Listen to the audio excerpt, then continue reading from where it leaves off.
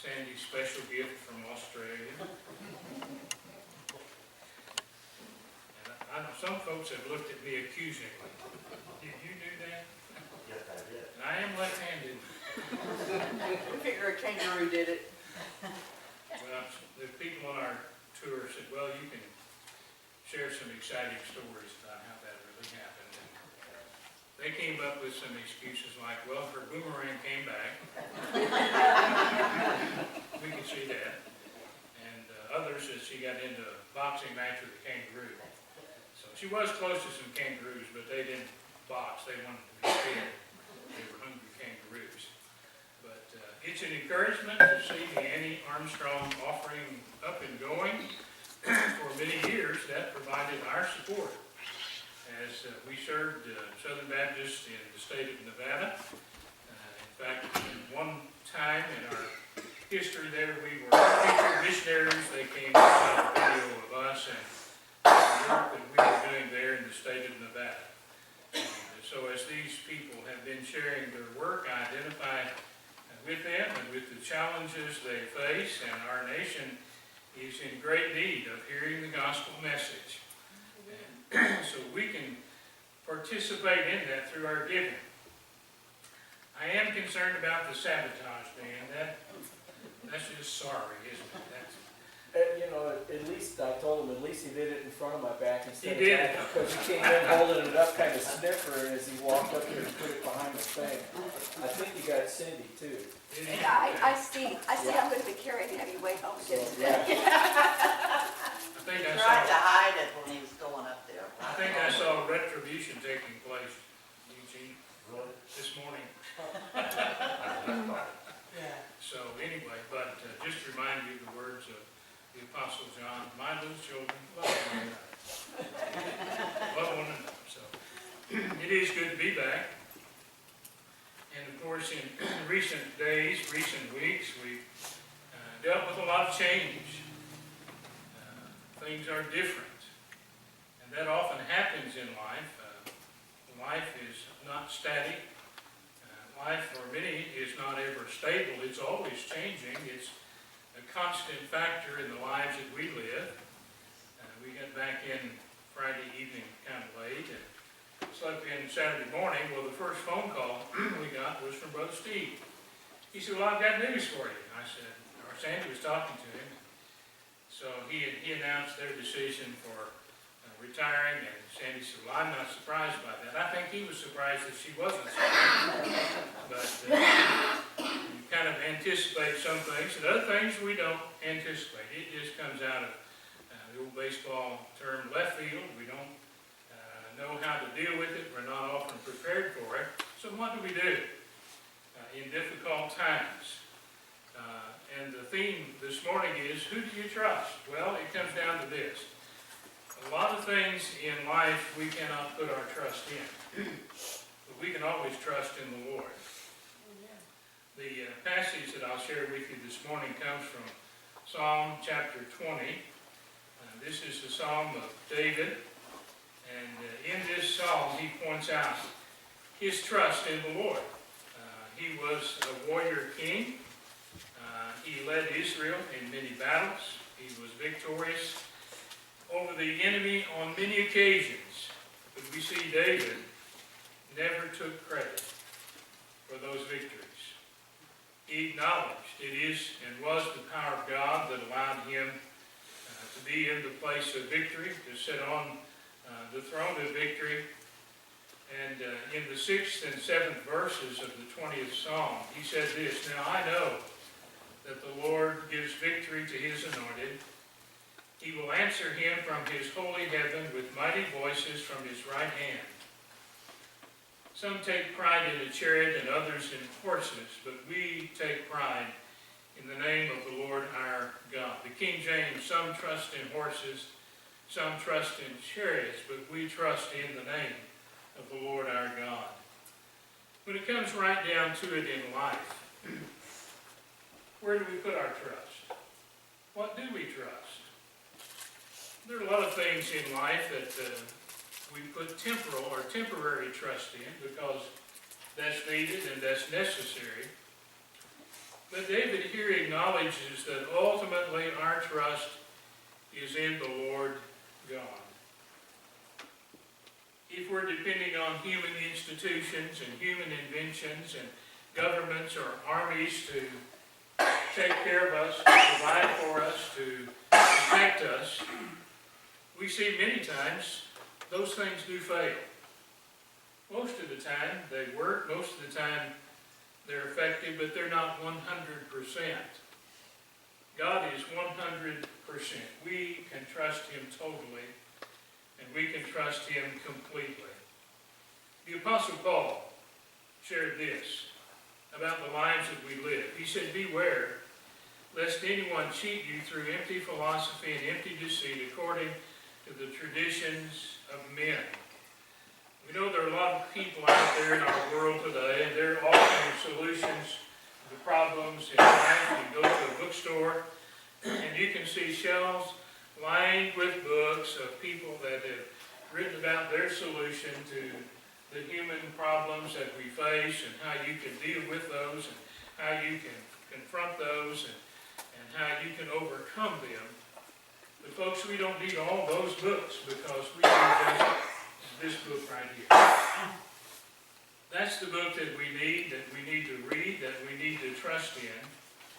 And as David thought about many events that had happened in his life, no doubt he thought about the battles that he'd been in, thought about the enemies that he faced, not knowing the outcome, but in the end, as he found victory, he learned to trust in God. Whatever the outcome, his trust was in God. And so as he stood before the giant Philistine, did he know that he would be victorious? That was one of the first tests of his faith, as he learned to trust God. And that little slingshot, those little stones he took with him as he crossed over to face the giant, and God gave the victory. David acknowledged it was God who had given the victory. In the midst of all that, David responded in faith. So as we gather here this morning, we've gone through a time of change. And where do we turn to? We need to learn to trust in God. On over in the Psalms, I'd like to go to the 33rd chapter in the book of Psalms. We find this. That 33rd Psalm also deals with the theme of trusting. Here in Psalm chapter 33, these verses, beginning with verse 12. "Happy is the nation whose God is the Lord, the people He has chosen to be His own possession." Listen to this. "The Lord looks down from heaven. He observes everyone. He gazes on all the inhabitants of the earth from His dwelling place. He alone crafts their hearts. He considers all their works. A king is not saved by a large army. A warrior will not be delivered by great strength. The horse is a false hope for safety. It provides no escape by its own power." Listen to this now. "The eye of the Lord is on those who fear Him, who depend on His faithful love, to deliver them from death, to keep them alive in famine. We wait for the Lord. He is our help and shield. For our hearts rejoice in Him because we trust in His holy name." We can trust Him because He is God. Think about this. We've just come back from a trip. We've traveled to many places and seen many great sights. In observing those, it is reinforced the beauty of this world God has created. It's also reinforced the understanding God is indeed sovereign over His creation. And what does that mean? That means God is in charge. He is in authority over what He has created. Now, a lot of things happen in life that we don't expect. We sometimes come back and we question God and we say why, and we struggle to understand. We can trust in God, first of all, because He already knows everything. Isn't that amazing? In His foreknowledge, He knows us. In His foreknowledge, He knows things about us that have not yet happened. Isn't that amazing? And so because He has the big picture, He is planning our lives. He is laying it before us step by step. And He's asking us to do only one thing: trust in Him. We can trust Him because He is God. We can trust Him because we know He loves us. We can trust Him because we know He wants good for us. Now, does that mean life is always going to be easy? No. Does that mean we're not going to encounter obstacles and difficulties in life? No. But you see, God already knows what we're going to deal with.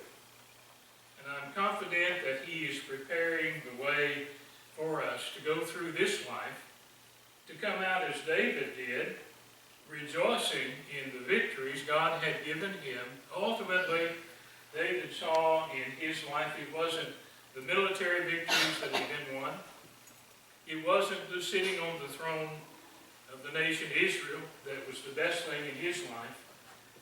But he acknowledged the best thing in life was his relationship with God. A God that he loved. God that he trusted.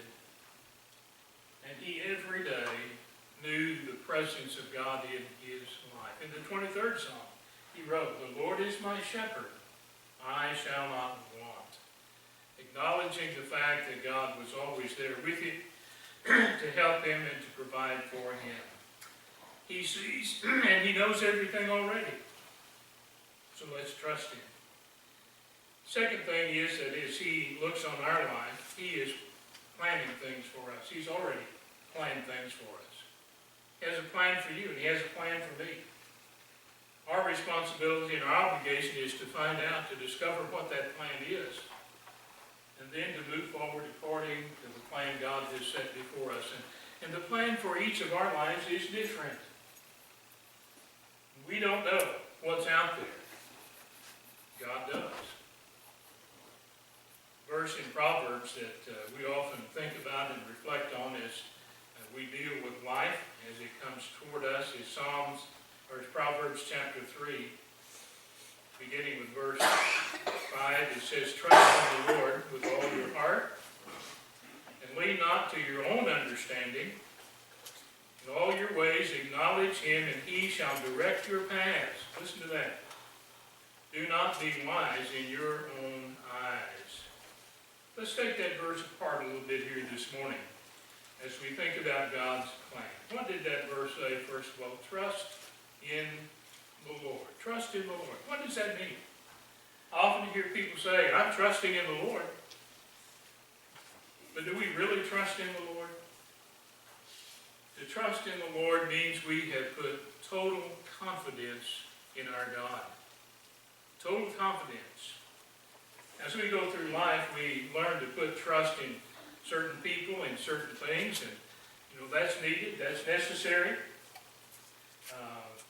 We took a trip recently, and we got on some Boeing aircraft.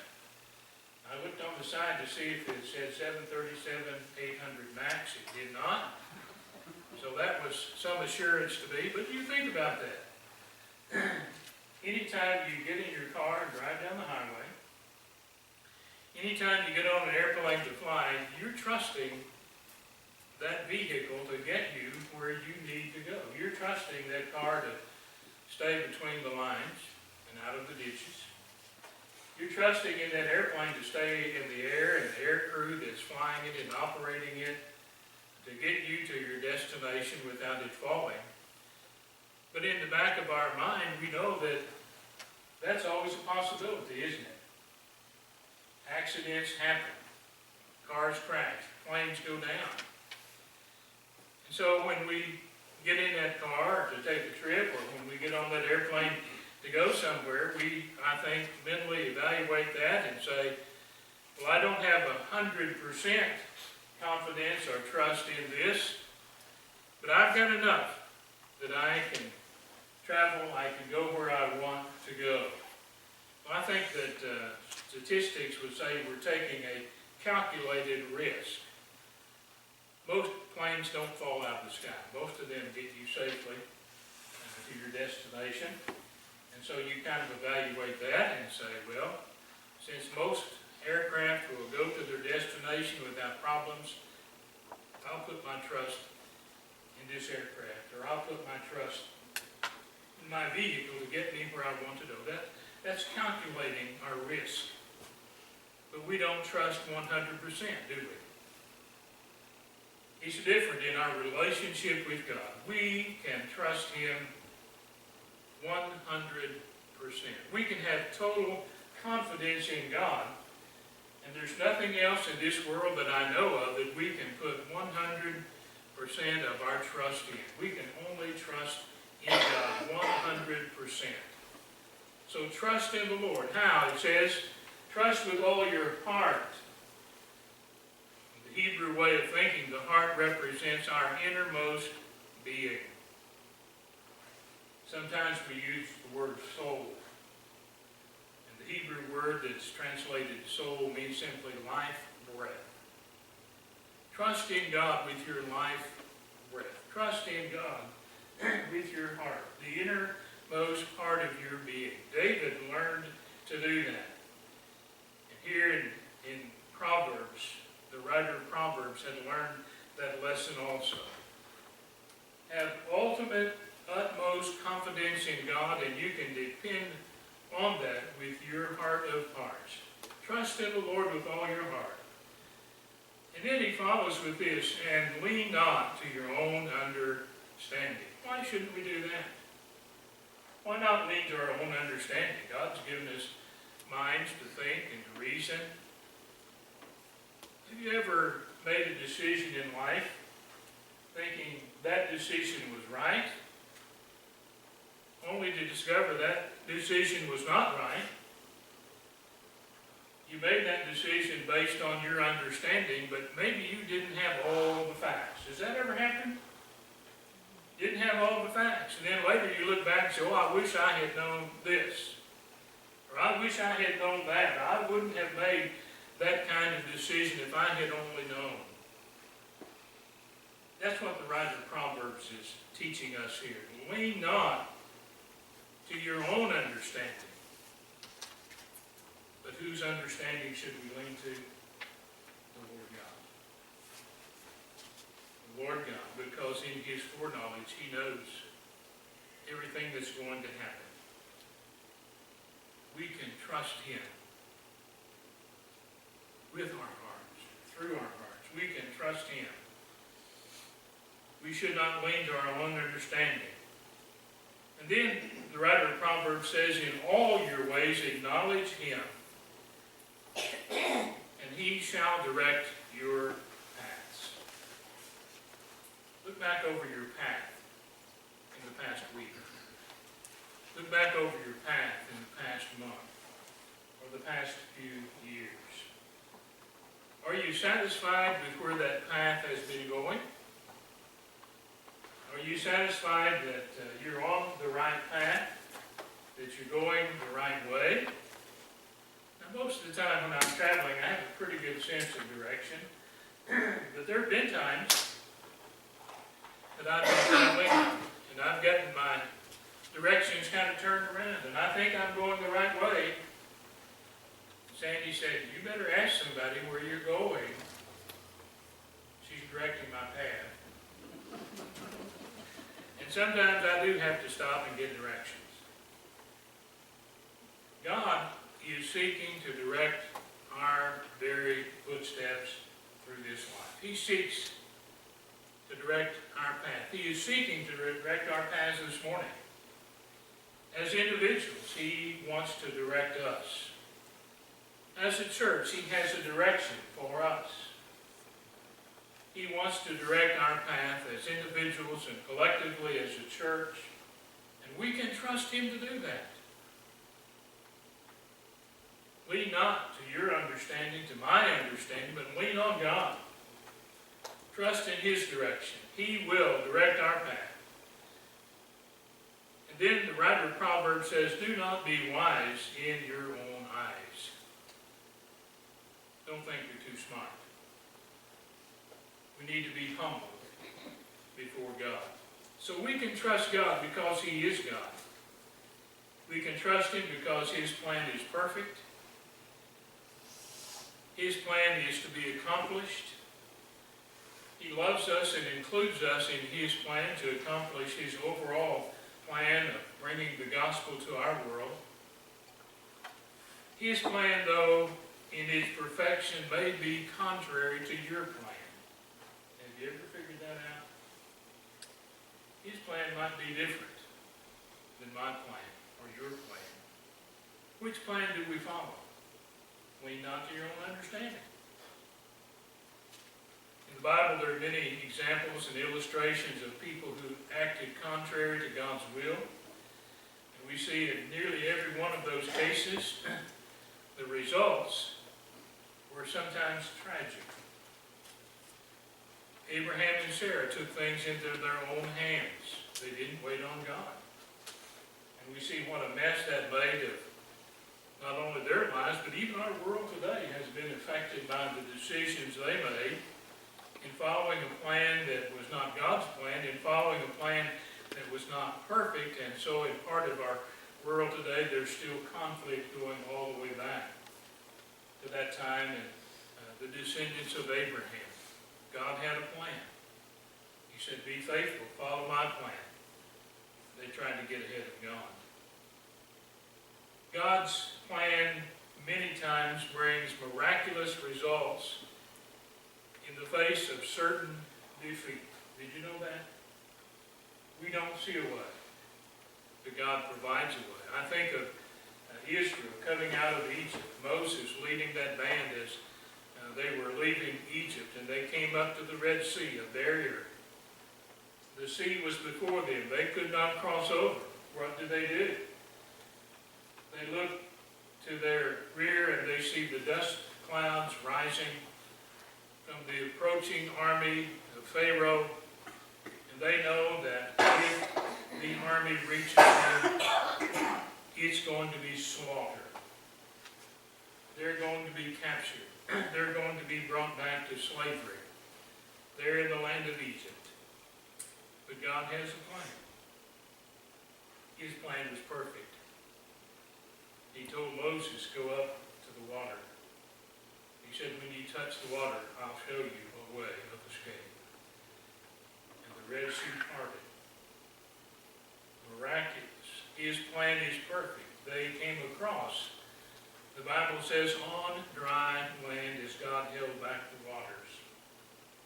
What about that pursuing army? You know the story. They came down pursuing the Israelites, and God closed the waters over them. The enemy was destroyed. Many, many cases we find where God's plan, His perfect plan, brings about miracles in the face of certain defeat. His plan is perfect, and so we can trust Him. We need also to trust in Him, folks, because we're weak. We need God's help. That 16th verse that I read from the 33rd chapter of Psalms says, a king is not saved by a large army. A warrior will not be delivered by great strength. Only God can deliver. Only God has the power to do that. The 18th verse says, now the eye of the Lord is on those who fear Him or reverence Him. Those who depend on His faithful love. We need God's faithful, unfailing love in our lives on a daily basis. We can trust Him. We can rely on Him. We need Him to be our help. We need Him to be our shield, and we can trust Him. Not 50%, not 75%, not even 99%. We can trust God 100%. Let me ask you the question. Do you trust God that much this morning? Do you really trust Him? Trusting means we put our total confidence in I'll close with this illustration. In this country, many years ago, a lot of people had foot logs. Remember foot logs? Raise your hand if you can remember foot logs. Yeah. You come up to a stream or a creek or something, if you didn't want to get your feet wet, a lot of people had chopped down a tree and put it across there and made a foot log. Some of those were pretty fancy, by the way. I remember one in front of my grandparents' house up on Little Brushy. My granddad had cut a tree back in the woods and had it skidded down there with his team and put it across the creek so he could go across and feed his hogs and milk the cow and so forth across the creek. And it was pretty fancy because he took an axe and he flattened off the top of that foot log. And then he nailed about a 10-inch board on top. That was the Cadillac foot log. But I can remember being just a little guy. And I would see him go across that foot log. And I'd be following, and I'd go up there, and I'd look at that foot log, and I'd say, not today. Not today. I'm not going to do that. Because that foot log looked pretty narrow to me. But the day came finally when I got up enough courage that I put my trust in that old foot log. And I went across carefully, step by step by step, and made it across. I had to put my confidence, my trust in the fact that that foot log would get me across the creek and that I wouldn't get wet and that I wouldn't fall in. Folks, we need to trust God with our hearts and lives this morning. Do we know the future? Not 100%. God's giving us some direction. We need to seek His direction. We need to lean not to our understanding, but we need to trust in Him. And as the proverb says, He will direct our path. He knows where we need to go. He's got a plan for where we should go and what we should do. Let's commit this morning that we put our trust, as David did, in the Lord our God, in God alone. I'd like for us to stand this morning, and I'd